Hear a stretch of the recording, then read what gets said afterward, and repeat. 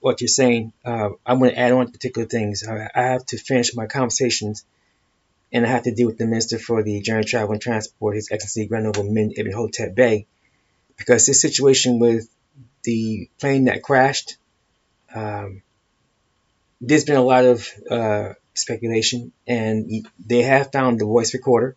It's intact. It'll take a while before anyone will hear anything official or transcript. What I do know is this. Look at the video over and over and over. There's no trail of smoke. There's no puffs of smoke. So if there's no puffs, then that means it wasn't a flame out on the engines. If there was a trail of smoke, then there wasn't, without a trail of smoke, then there wasn't any sustained issue with the engines. There was discussion about the landing gears being down. Yes, well, landing gears will add drag, but it won't bring the plane down. Now, the truck, the wheels for the two rear landing gear that's in tandem, and you have the main landing gear in the front, if you would. That's just one that comes down.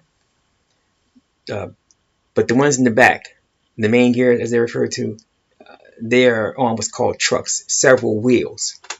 And what happens is those trucks, when you're off the ground, they rotate one direction or the other. Each airplane does it different. Some will rotate them down, some rotate them up. So you can see that in high resolution photos, you can get a good look at what the tires on the trucks look like, how they are angled. I can't really see it in the video that's been shown in public, the one that's grainy and the one that's been cleaned up. Some can see how it's orientated. I'm not quite sure I agree with how they say it's orientated. Either way, if there's an issue with the gear, there's mechanisms inside of the cockpit that will allow that to be dealt with. They have checklists and a whole operation, a whole procedure on how to deal with things like this. So I don't see how the landing gear are an issue.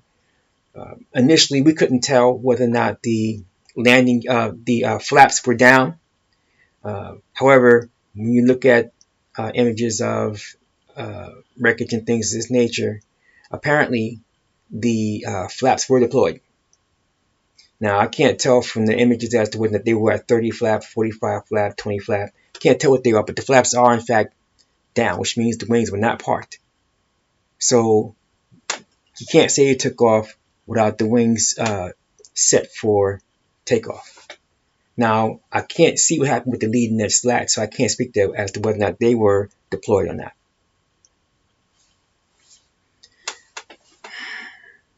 But we do know that the ram air turbine that they call the RAT, that was in fact deployed. So we all know that deploys when you have a problem with the hydraulics, you have a problem with the electrical. It's designed to provide electrical power for emergency purposes. Generally, though, if you have a lot of altitudes to buy you time to be able to restart your engines or whatever you're dealing with at the time. If you got elevation, if you got altitude, then you got time. So the less altitude you had, the less time you had to figure out what's going on and solve it. But the RAT, as it's called, was already deployed. So that will tell you that there's definitely an engine issue, or if it's not an engine issue, then it's going to be a hydraulics issue or electrical issue, or any combination of those two. The argument being made that potentially the plane went down because of bird strike on both engines, you would see evidence of that in terms of in the video. You would see that. I grew up by what some call quote unquote JFK Airport, so I know bird strikes because the sanctuary on the other side of the airport is there for birds. And I grew up learning a wide variety of things about how planes and bird strikes work out. That's not a bird strike scenario. So right now, everything is just pure speculation as to what really brought this plane down. Clearly, though, there had to be a thrust issue. Now, did the heat density change the power needs for takeoff? That is definitely plausible. At this point, still speculation. Can't really speak to certain things. The only reason why I'm discussing all these things right now is because there was a second issue with an Air India, as it's called, 787. That particular plane, it took off. It had an almost 3,000 mile flight. There was a technical concern. which was not specified. They requested to return back to the airport, and they returned.